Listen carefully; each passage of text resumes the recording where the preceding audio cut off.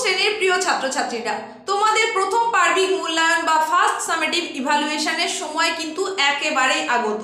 আর এই সময় দাঁড়িয়ে তোমাদের প্রশ্ন কি রকম হতে পারে, সেই প্রশ্নের সেটআপে কি ধরনের নম্বর বিভাজন, সেই সংক্রান্ত সমস্ত তথ্যই কিন্তু থাকছে আজকের এই ছোট্ট উপস্থাপনায়। আর এই উপস্থাপনা নিয়ে হাজির হয়ে গেছে আমি তোমাদেরই এসপি ম্যাম ক্লাস এডুকেশন চ্যানেলে তোমাদের প্রত্যেককে স্বাগত জানিয়ে শুরু করছি আজকের এই ছোট্ট উপস্থাপনা। তোমাদের প্রথম পার্বিক মূল্যায়ন বা ফার্স্ট সামেটিভ ইভালুয়েশন ভূগোল বিষয়ের ক্ষেত্রে কিরকম হতে চলেছে সেই বিষয়ক কিছু গুরুত্বপূর্ণ প্রশ্ন এখন তোমাদের জানিয়ে দেব সাজেশন আকারে। প্রথম পার্বিক মূল্যায়নে প্রাকৃতিক ভূগোলের দুটো অধ্যায় তোমাদের থাকবে, একটা হচ্ছে গ্রহরূপে পৃথিবী আর একটা হচ্ছে পৃথিবীর গতি।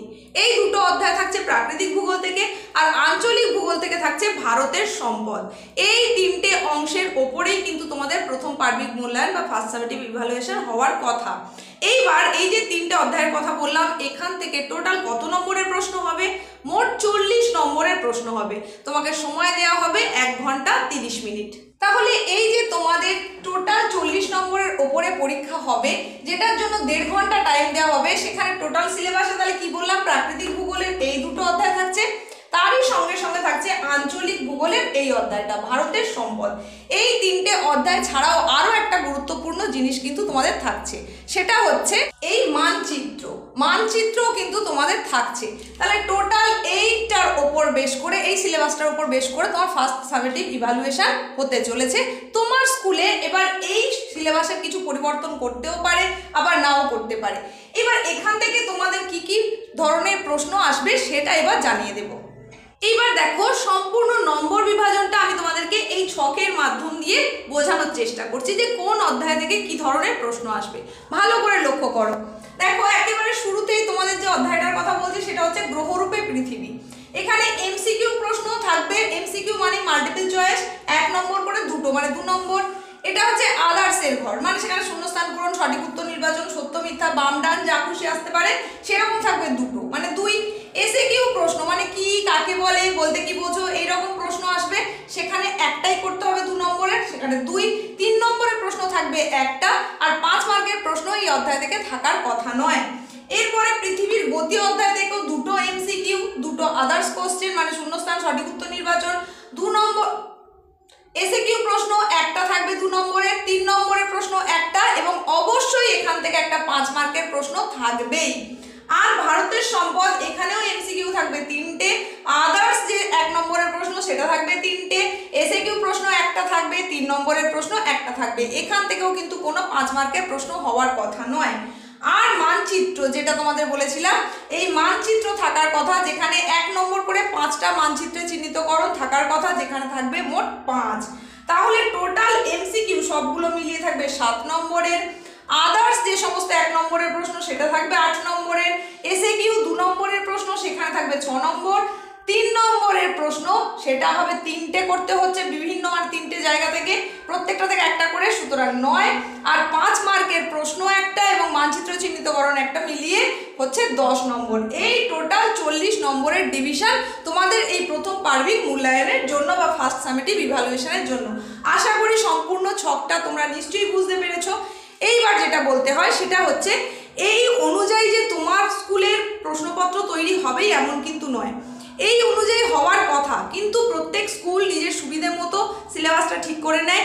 হুবহু এটার মিল নাও থাকতে পারে, মানে যে অধ্যায়গুলোর কথা বলেছি এটাও নাও থাকতে পারে, আবার প্রশ্নের প্যাটার্নও এটা নাও থাকতে পারে।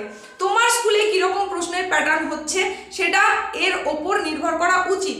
এবার সেটা চেঞ্জও হতে পারে, কারণ তোমার স্কুলের যে টিচার রয়েছেন তিনি যেরকম খুশিভাবে করতে পারেন। তো এইবার জেনে নাও যে এই সমস্ত অধ্যায়গুলো থেকে গুরুত্বপূর্ণ কোন কোন প্রশ্ন তোমাকে দেখতে হবে। তাহলে যেহেতু প্রশ্নটা বিভিন্ন রকম হতে পারে, নিজের খুশি মতো স্কুল টিচার প্রশ্নটা সেট করতে পারেন, তাই প্রত্যেকটা অধ্যায় থেকেই আমি তোমাদেরকে এখন গুরুত্বপূর্ণ 2 মার্ক, 3 মার্ক এবং 5 মার্কের জন্য প্রশ্নগুলো জানিয়ে দেব। সময় নষ্ট না করে প্রশ্নগুলো জেনে নাও, প্রয়োজনে নোট ডাউন করে নাও। তবে সেটা যাওয়ার আগে বলি, তুমি যদি এসপি ম্যাম ক্লাস এডুকেশন চ্যানেলে ফার্স্ট টাইম ভিজিটার হয়ে থাকো, তাহলে অবশ্যই এখনই চ্যানেলটাকে সাবস্ক্রাইব করো, আর পাশে থাকা নোটিফিকেশন বেল আইকনটাকে অবশ্যই অল করে দাও। আর এখন জেনে নাও গুরুত্বপূর্ণ প্রশ্নগুলো। গ্রহরূপে পৃথিবী, এটা হচ্ছে তোমাদের প্রথম অধ্যায়। এখান থেকে গুরুত্বপূর্ণ 2 মার্কের জন্য যে প্রশ্নগুলো দেখবে সেটা এবার জেনে নাও। অবশ্যই নোট ডাউন করো, না হলে কিন্তু মাথায় রাখা সম্ভব নয়। প্রয়োজনে আরও একবার ব্যাকে গিয়ে দেখে আসতে পারো যদি কোনো প্রশ্ন মিস হয়ে যায়। দেখো অবশ্যই 2 মার্কের জন্য যেগুলো করতেই হবে সেটা হচ্ছে পুলিন গ্রহ কি, বামন গ্রহ কি, অভিগত গোলক বলতে কি বোঝো, জিওড কি, সৌরজগৎ কাকে বলে, পৃথিবীর মেরুব্যাস কত, সৌরজগতের উষ্ণতম, শীতলতম, দূরতম, নিকটতম, ক্ষুদ্রতম, বৃহত্তম গ্রহের নাম কি। এই যে এতগুলো বললাম, এর মধ্যে থেকে প্রায় প্রত্যেকবারেই একটা না একটা প্রশ্ন কিন্তু থাকেই। কোনটা থাকবে সেটা বোঝা মুশকিল, তাই তোমাদেরকে এইগুলো একটু দেখে নিতে হবে কোনটাকে, কোন গ্রহটাকে কি বলে। মানে আরো একবার বলছি, দেখো সৌরজগতের উষ্ণতম গ্রহ, শীতলতম গ্রহ, দূরতম গ্রহ, নিকটতম গ্রহ, ক্ষুদ্রতম গ্রহ, বৃহত্তম গ্রহ, এইগুলোর মধ্যে একটা আসার সম্ভাবনা রয়েছে। তারই সঙ্গে সঙ্গে অবশ্যই দেখে রাখবে জিপিএস এর পুরো নাম কি। ব্যাস, এই অংশ থেকে 2 মার্কের জন্য তোমরা এই প্রশ্নগুলোই তৈরি করে নেবে। এরপরে আসি গুরুত্বপূর্ণ 3 নম্বরের প্রশ্ন। 3 নম্বরের একেবারে হাতে গোনা প্রশ্নের কথা বলবো। অবশ্যই যেটা দেখতেই হবে সেটা হচ্ছে জিপিএস এর ব্যবহার, ভেরি ভেরি ইম্পর্টেন্ট, প্রায় সময় এসে থাকে, তাই এই প্রশ্নের উত্তরটা অবশ্যই দেখবে। তারই সঙ্গে সঙ্গে দেখবে ওয়েটফোর্ড লেভেল পরীক্ষা, একদম চিত্র সহ কিন্তু করতে হবে। বিষয়টা কিন্তু তোমার ভূগোল, এই ভূগোলে কিন্তু অবশ্যই ছবির ওপরে বেশি করে জোর দেওয়া হয়, তাই তোমাকে সেটা দেখতেই হবে, ছবির ওপরে জোর দিতে হবে। ওয়েটফোর্ড লেভেল পরীক্ষা। তারই সঙ্গে সঙ্গে তুমি করবে পৃথিবীকে নীল গ্রহ বলা হয় কেন। ব্যাস, এই 3টে প্রশ্নের কথা বললাম। আর 2টো পার্থক্যের কথা বলবো, পার্থক্য মূলত 3 নম্বরে এসে থাকে, তাই সেটার কথাও একটু বলে দিচ্ছি। সেটা হচ্ছে কুলীন গ্রহ এবং বামন গ্রহের পার্থক্য লেখো, আর তা না হলে অন্তস্থ গ্রহ এবং বহিস্থ গ্রহের মধ্যে পার্থক্য নির্দেশ করো। এই প্রসঙ্গে তোমাদের বলে রাখি, এই যে পার্থক্য খুব সহজে লিখতে পারবে এবং বেশি নম্বর আদায় করতে পারবে তখনই যখন 2টো বিষয়ের পার্থক্য বলেছে তুমি 3টে কলাম করবে। একটা কলাম আলাদাই থাকবে, সেটা হচ্ছে পার্থক্যের বিষয়, বাকি যেগুলোর ওপর পার্থক্য করতে বলা হয়েছে সেইগুলো তুমি তারপরের ঘরগুলোতে করে দেবে। এক্ষেত্রে সুবিধে কি, শুধুমাত্র বিষয়গুলো যদি তুমি মনে রাখো, পার্থক্যের বিষয়গুলো, তাহলেই তুমি খুব সহজেই পার্থক্যটা করে আসতে পারবে। এই হচ্ছে গুরুত্বপূর্ণ 3 মার্কের প্রশ্ন এই অধ্যায়, অর্থাৎ গ্রহরূপে পৃথিবী থেকে বলে দিলাম। চলে যাব গুরুত্বপূর্ণ 5 নম্বর প্রশ্নে। একটাই প্রশ্নের কথা বলবো, সেটা হচ্ছে পৃথিবীর অভিগত গোলকাকৃতির সপক্ষে প্রমাণ দাও।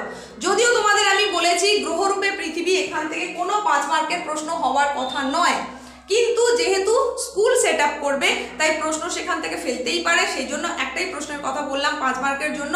অবশ্যই এটা ছবি সহ কিন্তু তৈরি করে নেবে। চলে যাব নেক্সট অধ্যায়, অর্থাৎ তোমাদের পৃথিবীর গতি অধ্যায় থেকে কোন কোন প্রশ্ন করতে হবে। তবে সেই জায়গায় যাওয়ার আগে বলি, তোমাদের যে এমসিকিউ প্রশ্ন থাকবে সেখানে কোনো প্রশ্নের কথা এই কারণেই আমি বলছি না, মাল্টিপল চয়েস প্রশ্ন বহু হতে পারে, প্রায় প্রত্যেক লাইন থেকেই প্রশ্ন হওয়া সম্ভব, তাই এর কোনো সাজেশন বলছি না। তার জন্য বইটাকে অবশ্যই খুঁটিয়ে পড়া উচিত।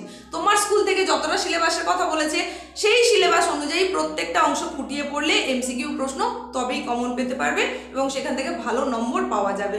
দেখে নাও পৃথিবীর গতি, এইখান থেকে গুরুত্বপূর্ণ 2 মার্কের জন্য কোন প্রশ্নগুলো তৈরি করবে। অবশ্যই যে প্রশ্নগুলো করতে হবে সেগুলো এবার শুনে নাও। রবি মার্গ বলতে কি বোঝো, উত্তরায়ণ কি, দক্ষিণায়ন কি, মেরু জ্যোতি কি, উষা ও গোধূলি বলতে কি বোঝো, কোরিওলিস বল কি, ফেরেলের সূত্র বলতে কি বোঝো। ভেরি ভেরি ইম্পর্টেন্ট, এটা কিন্তু প্রায় সময় আসে। এই রকমই গুরুত্বপূর্ণ আরেকটা প্রশ্ন হচ্ছে অধিবর্ষ কি, এটাও কিন্তু প্রায় সময় এসে থাকে। তারই সঙ্গে সঙ্গে দেখে রাখবে সূর্যের দৈনিক আপাত গতি বলতে কি বোঝো। ব্যাস, পৃথিবীর গতি থেকে এইগুলোই 2 নম্বরের প্রশ্ন। এবার জেনে নাও গুরুত্বপূর্ণ 3 মার্কের প্রশ্ন। 3 মার্কের প্রশ্ন হিসেবে মাত্র 3টে প্রশ্নের কথাই বলছি। একটা হচ্ছে নিশীথ সূর্যের দেশ কাকে বলা হয় এবং কেন বলা হয়, এটা দেখবে। তারই সঙ্গে সঙ্গে দেখবে পৃথিবীর আবর্তন বেগ সব জায়গায় সমান নয় কেন। আর একটা প্রশ্ন, নিরক্ষীয় অঞ্চলে ঋতু পরিবর্তন হয় না কেন। এই প্রশ্নগুলো অতি অবশ্যই দেখতে হবে। আর পৃথিবীর গতি অধ্যায় থেকে 2টো পার্থক্যর কথা বলবো, যেটা কিন্তু ভেরি ভেরি ইম্পর্টেন্ট এবং এটা আগেই বলেছি পার্থক্য মূলত 3 মার্কে এসে থাকে। সেই পার্থক্যগুলো হচ্ছে কর্কট সংক্রান্তি এবং মকর সংক্রান্তির পার্থক্য নির্দেশ করো, আর একটা যেটা সেটা হচ্ছে অপসূর ও অনুসূরের মধ্যে পার্থক্য নির্দেশ করো। এই প্রশ্নটা কিন্তু প্রায় সময় আসে, তাই অপসূর অনুসূরের পার্থক্যটা অবশ্যই ভালো করে দেখে রাখতে হবে। ব্যাস, আর এখান থেকে তো আমি বলেইছি তোমাদের আগেই যে 5 মার্কের প্রশ্ন পৃথিবীর গতি অধ্যায় থেকে থাকবেই, সুতরাং তার জন্য কোন কোন প্রশ্ন করতে হবে এবার সেটা জেনে নাও। প্রথম যে প্রশ্নটার কথা বলবো সেটা হচ্ছে আবর্তন গতি বা আহ্নিক গতি এবং পরিক্রমণ গতি বা বার্ষিক গতির প্রমাণ, ফলাফল এবং পার্থক্য। তাহলে প্রশ্নটা কেমন দাঁড়ালো, দেখো এখানে অনেকগুলো প্রশ্নের কথা কিন্তু বলেছি, কোনো সময় এসে থাকে আবর্তন গতির সপক্ষে প্রমাণ দাও, কোনো সময় বলে পরিক্রমণ গতির সপক্ষে প্রমাণ দাও। তাই দুটোরই প্রমাণ তোমাকে করতে হবে, দুটো গতিরই ফলাফলও করতে হবে। আবার কোনো কোনো সময় আবর্তন এবং পরিক্রমণ গতির পার্থক্য লেখো, এটাও বড় প্রশ্ন হিসেবে এসে থাকে। তাই একসঙ্গে কম্বাইন করে আমি সমস্ত প্রশ্নগুলো তোমাদের বলে দিলাম, পুরোটাই কিন্তু এখান থেকে তোমাকে অবশ্যই দেখে রাখতে হবে। আর এইরকমই গুরুত্বপূর্ণ আর যে প্রশ্নটা অবশ্যই দেখতে হবে সেটা হচ্ছে ঋতু পরিবর্তন কিভাবে হয় চিত্রসহ বর্ণনা করো। অবশ্যই চিত্রসহ বলেছে মানে ছবি তো আঁকতেই হচ্ছে, ছবির ওপরে জোর দিতে হবে, আগেই বললাম। 5 নম্বরের প্রশ্নে তো অবশ্যই ছবি দিতে হবে। তাহলে চিত্রসহ ঋতু পরিবর্তন কিভাবে হয় তার বর্ণনা। এই প্রশ্নের পাশাপাশি আর একটা প্রশ্ন যেটা হচ্ছে পৃথিবীর গোলীয় আকৃতির সপক্ষে প্রমাণ দাও। এই প্রশ্নের উত্তরটাও কিন্তু খুব ভালো করে করবে। যে কয়েকটা প্রশ্ন 5 নম্বরের জন্য বললাম, এখান থেকেই তুমি তোমার স্কুলের প্রশ্নে কমন পাবেই পাবে। সুতরাং এই প্রশ্নগুলো অবশ্যই ভালো করে দেখতে হবে।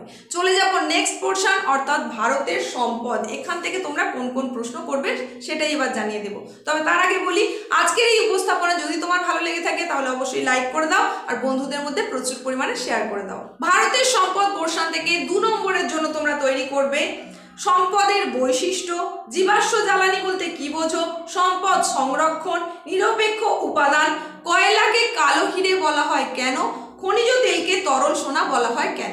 ব্যাস, এই কয়েকটাই তোমরা তৈরি করে নাও। চলে আসবো 3 মার্কের গুরুত্বপূর্ণ প্রশ্নে। 3 মার্কের জন্য কয়েকটা বলছি, দেখে নাও।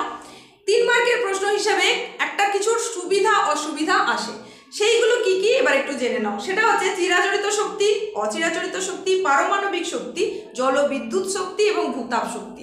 সবগুলোই তো একসাথে আসবে এরকম না, কোনো একরকম শক্তির সুবিধা অসুবিধা বিবরণ দিতে বলে। তাই তোমরা এগুলো সবগুলোই একটু দেখে রাখবে।